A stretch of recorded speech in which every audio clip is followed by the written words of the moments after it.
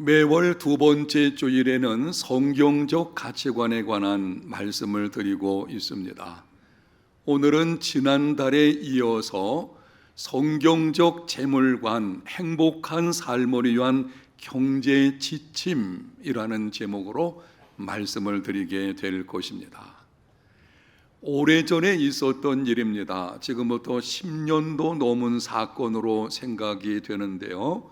설 명절에 이복형이 동생 가족 3명을 살해한 사건이 있었습니다.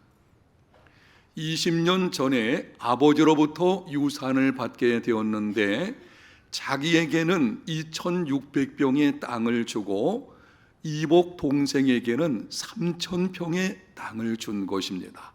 그것에 앙심을 품고는 그동안 다툼을 벌이다가 급기야 명절날 가족들이 모였을 때에 살해하는 기막힌 사건이 벌어진 것입니다. 우애가 있어야 하는 형제들 간에 이렇게 원수처럼 살아가고 더군다나 살해 사건까지 벌어지고, 여러분, 왜 이런 일이 일어나고 있는 것입니까? 재물에 대한 욕심 때문입니다. 가지고 있는 것이 부족해서가 아닙니다. 충분히 가지고 있고 가지고 있는 것으로 먹고 살 수 있음에도 다른 사람은 나보다 더 많이 가지면 안 된다고 하는 아주 지독히 이기적인 욕심, 그 욕심이 삶을 불행하게 만드는 것입니다.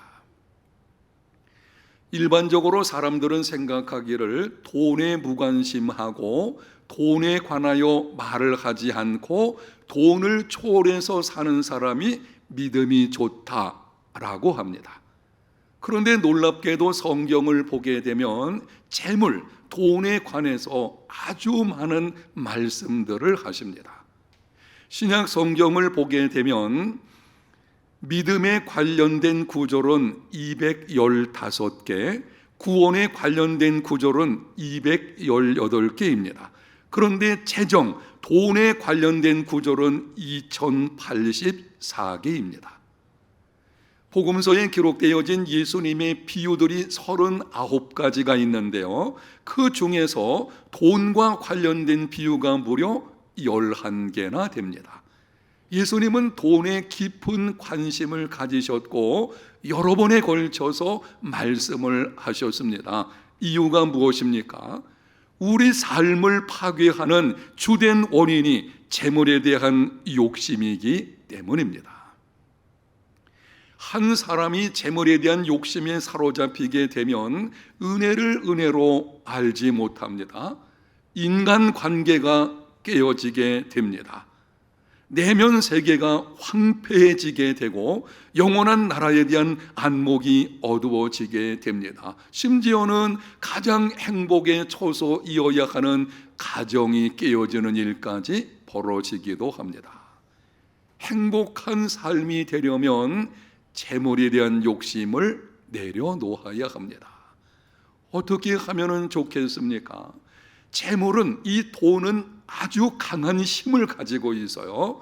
실질적인 능력을 발휘하는 것을 보게 됩니다. 그 재물로부터 자유하는 삶이 되려면 어떻게 해야 하겠습니까?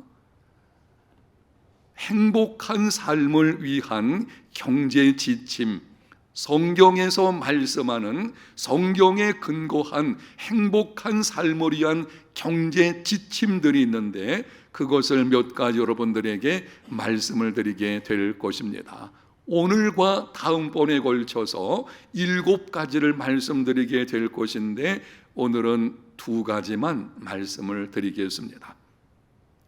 행복한 삶을 위한 경제 지침 첫 번째, 재물, 돈에 대한 왜곡된 견해를 바르게 하라. 왜곡된 견해는 왜곡된 믿음을 낳고 왜곡된 믿음은 왜곡된 삶을 낳습니다. 재물에 대한 왜곡된 견해는 무엇입니까? 재물에 대한 바른 성경적인 가치관을 가져야 되는데 이게 세상 속에서 왜곡되어 버리는 것입니다. 그 왜곡된 견해가 무엇인가 하면 돈은 복의 표시요 가난은 저주의 표시로 생각하는 것입니다. 많은 돈을 가지는 것은 하나님께 복을 받은 것이고 가난은 하나님의 축복에서 제외된 삶이라고 하는 것입니다. 이렇게 왜곡된 견해에서 나타난 현상이 기복신앙과 번영신학이라는 것입니다. 기복신앙은 하나님의 은혜에 대한 응답으로서의 신앙생활을 왜곡하여 현세적인 복을 받고자 하는 조건으로서의 신앙생활을 하는 것입니다. 쉽게 말씀을 드리면 은혜를 공로로 바꾸는 것이 기복신앙입니다. 우리가 하나님께 예배하고 찬송하고 기도하고 헌금 드리고 이 모든 신앙생활은 그리고 주어진 삶 속에서 하나님의 뜻대로 살기 위해서 애쓰고 이 모든 것들은 이미 하나님께서 우리에게 베풀어 주신 은혜의 감사로 이루어지는 것입니다.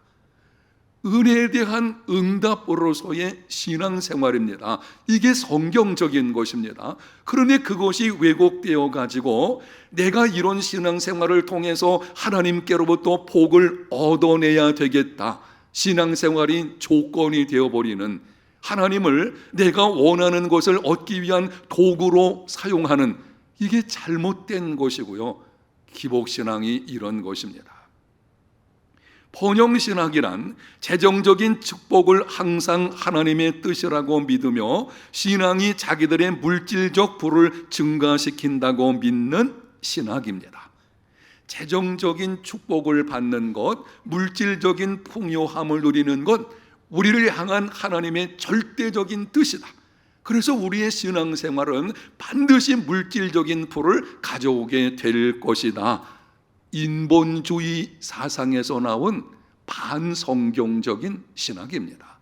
성경은 그렇게 말씀하지 않습니다. 성경은 재물의 긍정적인 면과 부정적인 면을 함께 말씀을 합니다.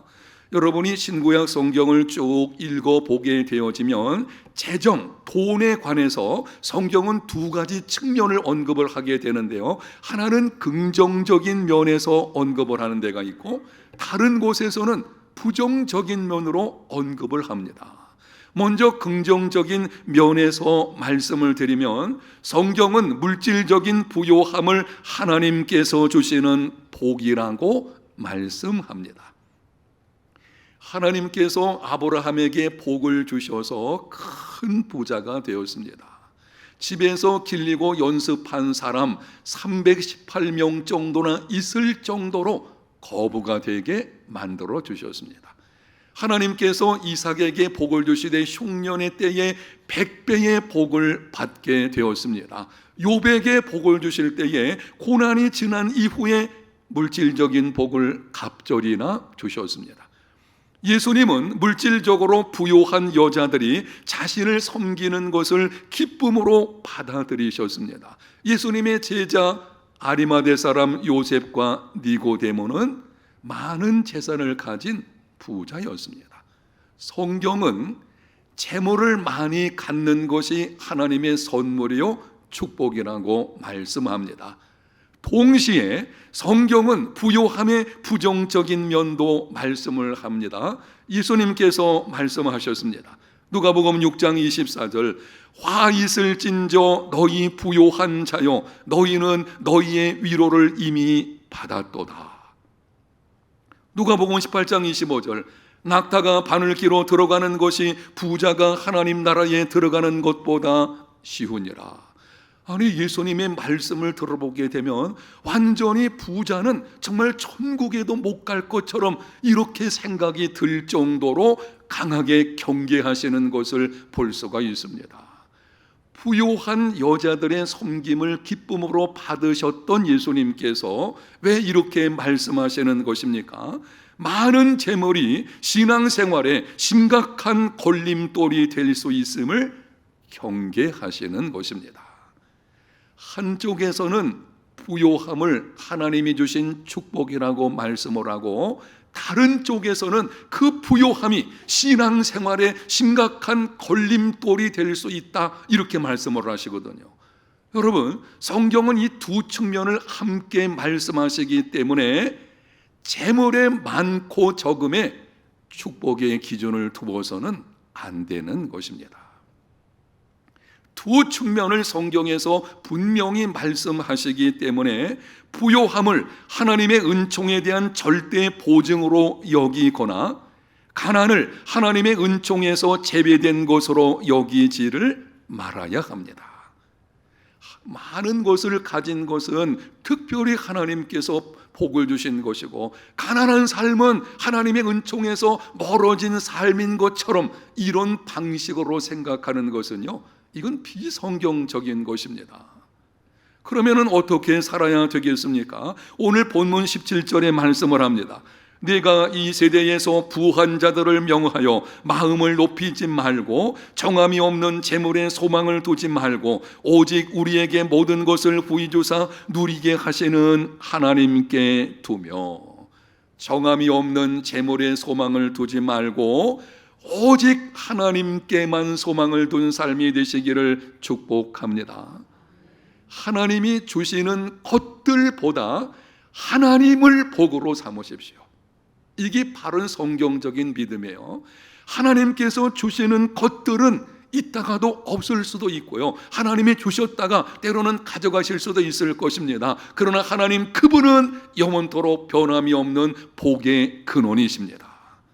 그래서 지혜로운 사람은 하나님을 복으로 삼고, 어리석은 사람은 하나님이 주시는 것들만 복으로 삼습니다.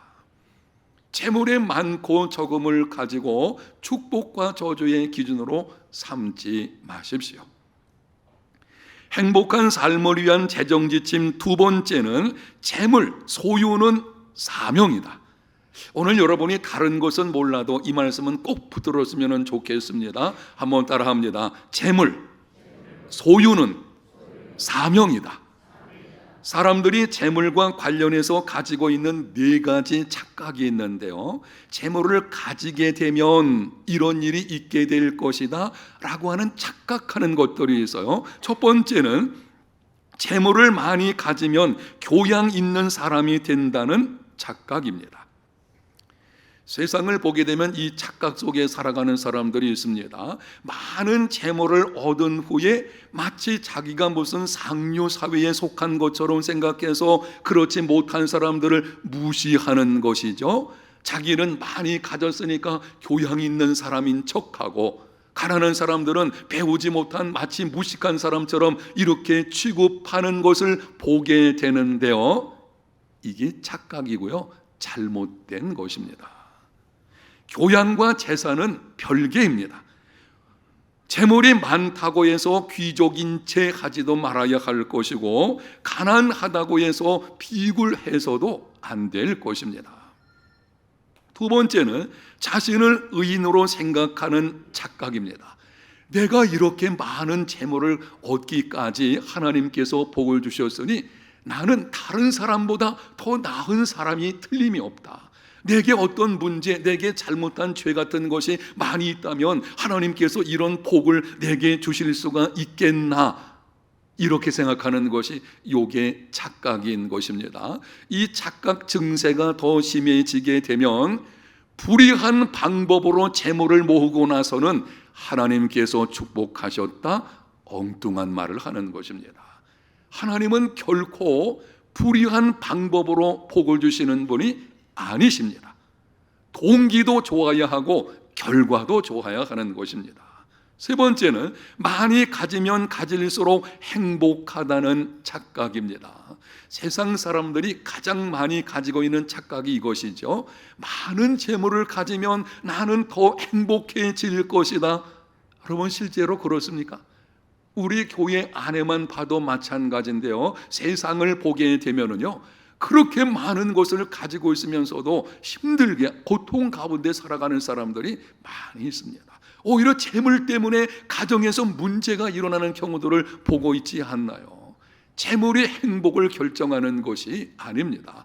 물론 많은 재물을 갖게 되면 삶이 편리해지게 되고 내가 원하는 것을 더 많이 얻어서 때로는 만족을 얻을 수 있을지 모르지만 그것이 행복의 기준은 아닌 것입니다.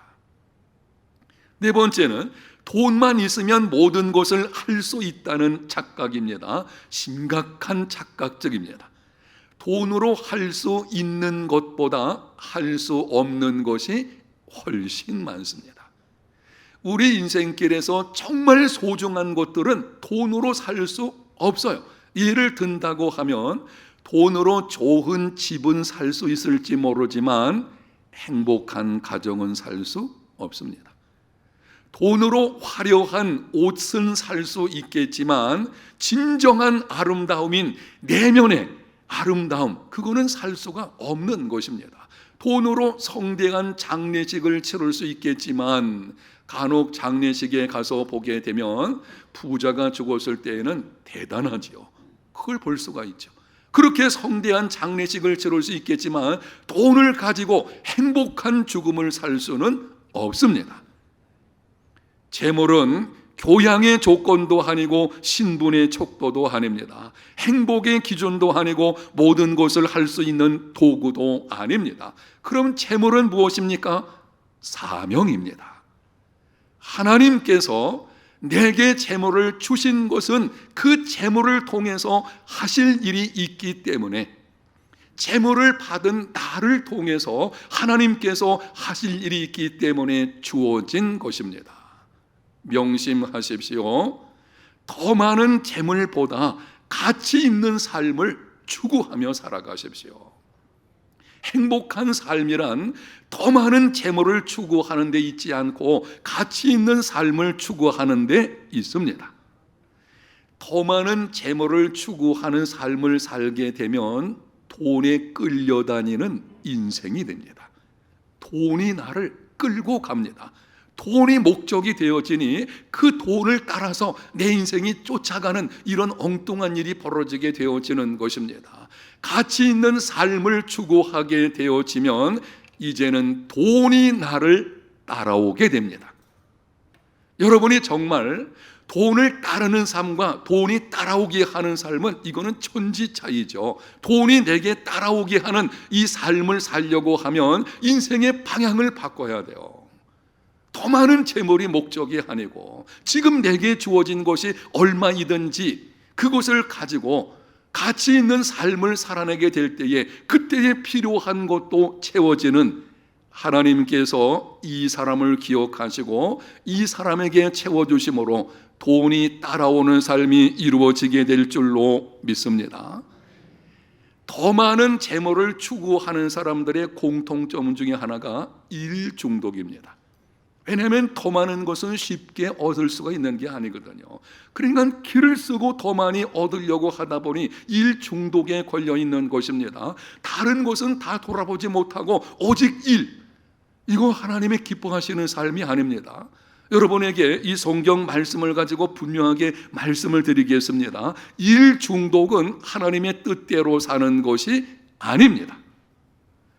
일 중독에 걸리게 되어지면 나중이 좋지 않은 삶이 일어나게 됩니다. 나중에 이런 생각이 들게 되죠. 내가 이것을 얻으려고 그렇게 열심히 달려왔나? 아니면 건강 상할 수도 있게 되어지죠. 거기서 어려움이 찾아오게 되어지는 것입니다. 그러나 가치 있는 삶을 추구하면 균형 잡힌 인생을 갖게 될 것이고 행복한 삶, 나중에 좋은 인생이 되는 것입니다. 주변을 보게 되면 죽을 때까지 쓰고도 남을 만큼 넉넉한 사람들이 있습니다. 가지고 있는 것을 보게 되면요, 그게 지금 가지고 있는 것으로도 넘치는 거예요. 아마 평생을 쓰고도 남을 만큼의 재산을 가지고 있습니다. 그런데도 더 많이 얻으려고 인색하게 살아가는 사람들이 있는 것을 보게 되는데요, 그런 사람을 볼 때는 답답합니다. 이런 생각이 들게 됩니다. 아니, 저 많은 재물을 다 뭐에 쓰려고 저렇게 하나? 다 다 쓰고 갈 것도 아닌 것이고, 하나님 부르신다면 그냥 다 남겨두고 가는 것뿐인데 왜 저렇게 살아가나, 있을 때에 좀 나누며 살지라고 하는 생각이 들게 됩니다. 여러분, 이 말씀 잊지 마십시오. 나의 존재 가치는 재물의 많고 적음에 있지 않습니다. 저는 우리 모든 성도들이, 그리고 이 땅에 살아가는 모든 사람들이 이 말씀은 꼭 기억했으면 좋겠어요. 나의 존재 가치는 재물의 많고 적음에 달린 것이 아닙니다. 왜 많은 사람들이 더 많은 재물을 추구하는 삶을 사는 것입니까? 내가 더 많이 얻으면 나의 존재 가치도 더 높아질 것으로 생각하는 것입니다. 아니에요. 재물을 많이 가지고 있다고 해서 그것이 그 사람의 존재 가치를 결정하는 것이 아닙니다. 나의 존재 가치는 하나님의 형상대로 지음 받았다는 것과 가치 있는 삶을 추구하는 데 있습니다. 주변을 보게 되면 여러분이 이 말씀은 조금 이해하고 들으시면 좋겠습니다. 꼴불견 인생을 살아가는 사람과 안타까운 인생을 살아가는 사람이 있는 것을 보게 됩니다. 꼴불견, 이런 그리스도인 되어서는 안 될 것입니다. 어떤 사람인가 하면 많은 재물을 소유했다고 해서 자신을 다른 사람보다 낫다고 보는 거예요. 그래서 다른 사람을 무시하는 일이 일어나는 것입니다. 예를 들면 갑질하는 것이죠. 나는 가진 사람이니까 당신보다 낫다, 당신 위에 있는 것이고 당신은 내 앞에서 섬김의 자리로 그냥 내려가야 되는 것이고, 갑질, 이게 꼴불견이거든요. 이런 삶이 되어서는 안 될 것이고요. 안타까운 인생도 있어요. 가난하게 사는 것을 부끄럽게 여기며 비굴한 모습으로 사는 것입니다. 가난은 부끄러운 것이 아닙니다. 조금 불편할 수는 있습니다. 그러나 성경에 보게 되면 성도들, 초대교회 성도들의 경우에는 극한 가난 속에서도 넘치는 기쁨이 있었고요, 오히려 그 가운데서도 다른 사람을 돌아보는 믿음의 삶을 살아냈거든요. 그게 그리스도인의 모습이거든요. 여러분, 가난 가운데 처한다고 해서 부끄러워하지 마십시오. 부유한 삶을 살아가는 것, 이것도 잘못된 것입니다. 한 사람의 가치, 나의 가치는 재물의 많고 적음에 달린 것이 아닙니다. 그럼 나의 가치는 무엇입니까? 나의 존재 가치는 하나님의 형상대로 지음 받았다는 것과 이 땅에서 가치 있는 삶을 추구하며 살아가는 데 있습니다. 이게 가치예요. 모든 사람들은 하나님의 형상대로 지음받았기 때문에 다 소중합니다. 우리가 한 인간을 평가할 때에 하나님께서 그 사람을 지으신 여기에 기준이 있어야 되는 것이죠. 다 소중합니다. 근데 문제가 여기 있어요. 하나님의 형상대로 지음받은 소중한 존재이지만 적어도 세상 속에서 가치 있는 사람으로 인정받으려고 한다면 가치 있는 삶을 살아내야 합니다. 나만을 위해서, 내 가정만을 위해서, 내 영광만을 위해서 가지고 있는 것을 쓴다고 하면 세상에서 이 사람 가치 있는 인생이라고 평가하지 않습니다. 적어도 하나님의 나라와 가난하고 소외된 사람들, 고통 가운데 있는 사람들에게 나누어 주는 이 가치 있는 인생을 살 때에 그때 바로 가치 있는 인생이라고 하는 증거를 얻게 되어지는 것입니다. 1952년 6.25 전쟁이 한창 이었을 때입니다. 미군들을 위한 집회를 인도하기 위해서 방한한 에버렛 스완슨 목사는 아무도 돌보지 않는 처참한 어린이들의 모습에 마음이 매우 아팠습니다. 복음을 전하기 위해서 전쟁터에서 싸우고 있는 병사들, 사실은 미군뿐 아니라 한국의 우리 병사들 마찬가지죠. 이 군인들에게 복음을 전하고 위로해 주려고 방한을 했는데 이 땅에 와서 보니까는 전쟁으로 인해서 버려진 아이들이 너무나 처참한 상황에 있는 것입니다. 그것이 너무나 마음이 아픈 가운데 있었는데 어느 날 새벽녘에 군용 트럭이 쓰레기를 수거하고 있는 것을 보게 되었습니다. 그런데 쓰레기 중에 어린아이의 시신이 있는 것입니다. 깜짝 놀라가지고 달려가서 인부들에게 이거는 쓰레기가 아니고 어린아이의 시신입니다 라고 말하려는 순간 트럭에 가득 채워져 있는 것들은 다 어린아이들의 시신이었습니다. 그동안 쓰레기를 치우는 것으로 알았던 것입니다. 그런데 쓰레기가 아니고 추운 겨울날 추위와 굶주림에 죽은 어린아이들의 시신을 가져간 것이었습니다. 너무 큰 충격을 받아가지고 그 충격 속에서 미국으로 돌아가는 비행기를 타게 되었는데요, 비행기 안에서 갑자기 천둥 같은 소리가 음성이 들려오게 되었다고 합니다. 너는 이들을 위하여 무엇을 할 것이냐. 이후에 스완슨 목사는 미국 전역을 다니면서 한국 전쟁에서 비참한 가운데 있는 그 아이들에 대한 실상을 알게 되었고 후원금을 모집을 했습니다. 그 후원금을 가지고 우리나라 땅에 다시 들어오게 되었고 전쟁 고아들 이들을 섬기는 일을 하게 되었습니다. 이것이 국제구호단체인 컴패션의 시작입니다. 가치 있는 삶을 추구한 한 사람으로 인해서 10만 명이 넘는 어린아이들이 새 삶과 새 희망을 갖게 된 것입니다.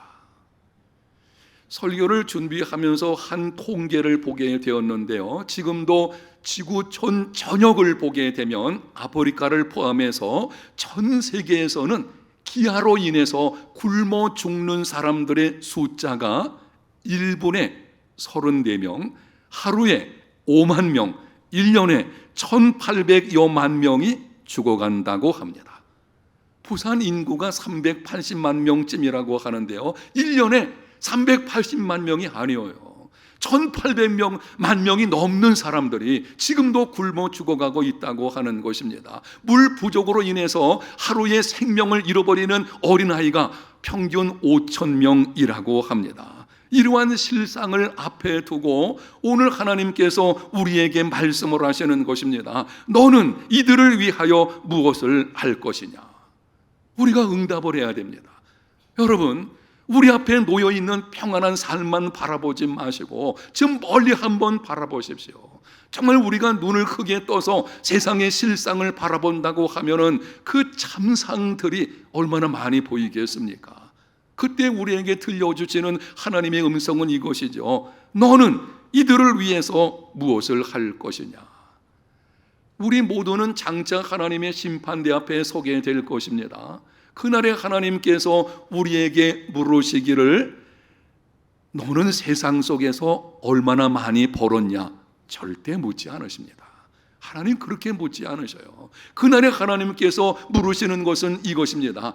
내가 너에게 준 것으로 너는 무엇을 하다 왔느냐? 재물은 하나님의 축복의 선물이거든요. 하나님이 우리에게 맡겨주신 것은 사명이에요. 그 사명을 감당하고 왔냐? 이렇게 물으시게 되는 것입니다. 요즘 사람들의 중요한 관심자는 재테크죠. 이거는 요즘뿐 아니라 인간이 살아가는 동안은 이 재테크가 참 중요시하게 되는 것을 볼 수가 있습니다. 보유 자금을 효율적으로 운용하여 높은 이익을 얻으려고 하는 것입니다. 하나님께서 주신 재능과 지혜와 지식을 가지고 많은 것을 얻는 것 중요합니다. 저는 우리 해운대 제일교회 모든 성도들이 하나님이 내게 주신 재능과 은사와 지식과 지혜 이런 것을 통해 재테크를 잘해가지고 풍요로운 삶이 되시기를 축복합니다. 그랬으면 좋겠어요. 우리 모든 성도들이 정말 재테크를 잘해가지고 이 땅에서 풍요롭게 산다면 정말 그런 삶이 되기를 저는 소원하고 기도합니다. 여러분, 그런데요, 진정한 재테크는 거기에 머물지 않습니다. 정말 진정한 재테크는 오늘 본문 18절 19절에 이렇게 말씀을 합니다. 선을 행하고 선한 사업을 많이 하고 나누어 주기를 좋아하며 너그러운 자가 되게 하라. 이것이 장래에 자기를 위하여 좋은 터를 쌓아 참된 생명을 취하는 것이니라. 선을 행하고 선한 사업을 많이 하고 가난한 사람들에게 나누어 주기를 좋아하며 인색한 마음을 갖지 않고 너그러운 사람이 되는 것, 이것이 장래의 자기를 위해서 좋은 터를 쌓는 것입니다. 이 땅에서의 삶이 전부가 아닙니다. 세상 사람들이 착각하는 것 중에 하나가 이 땅에서의 삶이 전부인 것처럼 여기죠. 그래서 이 땅에서 그냥 마음껏 자기가 먹고 마시고 누리고 흥청망청 살아가는 것을 보게 되는데요, 아니요, 이 땅에서의 삶이 아닙니다. 우리는 장차 하나님께서 준비하신 그 나라로 가게 될 것입니다. 금생뿐 아니라 그 나라에서도 우리에게 이익을 주는 이 진정한 재테크는 선을 행하고 선한 사업에 부하고 나눠주기를 좋아하며 너그러운 사람이 되는 것입니다. 구약성경 잠언 19장 17절에 이렇게 말씀을 합니다. 가난한 자를 불쌍히 여기는 것은 여호와께 구워 드리는 것이니 그의 선행을 그에게 갚아주시리라. 아주 놀라운 말씀이죠. 가난한 사람을 불쌍히 여겨서 도와주는 것을 하나님께서는 하나님 자신이 우리에게서 꾸임을 받은 것처럼 여기신다는 것입니다. 그래서 반드시 갚아주신다는 것이죠. 적어도 3가지 방법으로 갚아주시는 것을 보게 되는데, 우리가 선을 행하게 되면 가난한 사람, 고통 가운데 있는 사람, 소외된 사람, 이 사람들에게 우리가 정말 주님의 사랑을 가지고 나누게 되면 하나님께서 3가지 방법으로 우리에게 갚아주시는데요, 첫 번째는 도움받는 사람의 인생을 새롭게 세워주심으로 갚아주십니다. 선을 행하면 절대 헛되지 않습니다. 그것을 받는 사람, 이 도움을 받는 사람이 새로운 인생, 그 환난과 역경 가운데서 일어날 수 있는 용기를 얻게 되어지죠. 야, 그래도 세상은 살만하구나. 거기서 용기가 나오는 것이 아니겠습니까? 나도 이런 삶을 좀 살아내야 되겠다.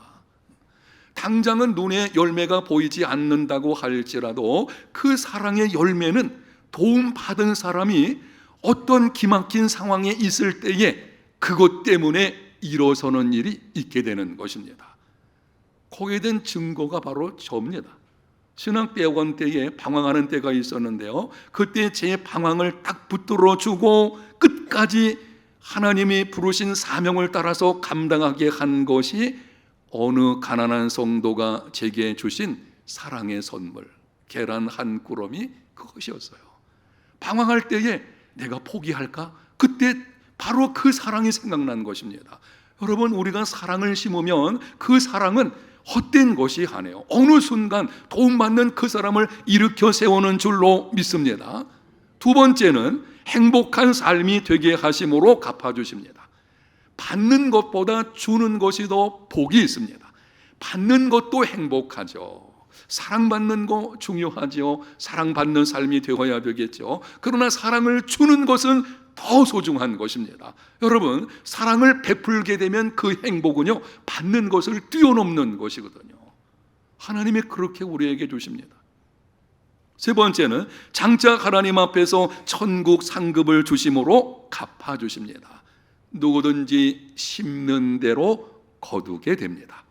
선을 심으면 선한 열매를 맺게 될 것이고, 악한 것을 심으면 이 땅에서는 드러나지 않는다고 할지라도 반드시 그 나라에서 악의 열매 심판으로 나타나게 될 것입니다. 선한 일은 영원한 나라에서 상급으로 주어지게 됩니다. 유명한 요한 웨슬레는 그의 설교에서 이렇게 말을 했습니다. 할 수 있는 한 많이 벌어라. 할 수 있는 한 많이 저축하라. 할 수 있는 한 많이 나누어 주라. 영상에 기록된 말씀을 같이 한번 읽어보겠습니다. 할 수 있는 한 많이 벌어라. 할 수 있는 한 많이 저축하라. 할 수 있는 한 많이 나누어 주라. 이 3가지인데요, 여기서 중간에 멈추면 안 됩니다. 할 수 있는 한, 이렇다고 해서 불의한 방법으로, 그건 아니죠. 정당한 방법으로 벌어야 되겠죠. 어쨌든 정당한 방법으로 할 수 있는 한 많이 버십시오. 벌은 다음에는 흥청망청 쓰지 마시고 많이 저축하십시오. 여기까지 끝나면요, 이건 절반의 성공이에요.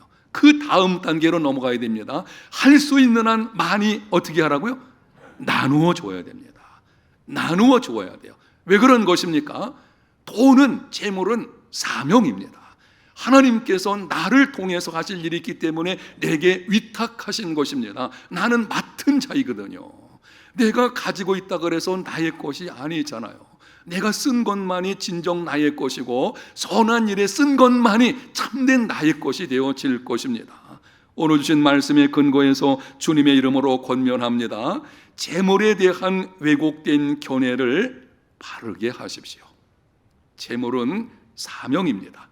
더 많은 재물보다 가치 있는 삶을 추구하는 삶, 저와 여러분의 삶이 다 되시기를 예수님 이름으로 축복합니다. 하나님 감사합니다. 오늘 말씀을 통해서 성경적인 재물관에 관해서 행복한 삶을 위한 성경적인 경제의 지침에 관해서 듣게 하셨사오니 이 말씀에 순종하는 중에 진정한 행복자들 우리 모두 다 되게 하여 주옵소서. 예수님 이름으로 기도합니다. 아멘. 이도성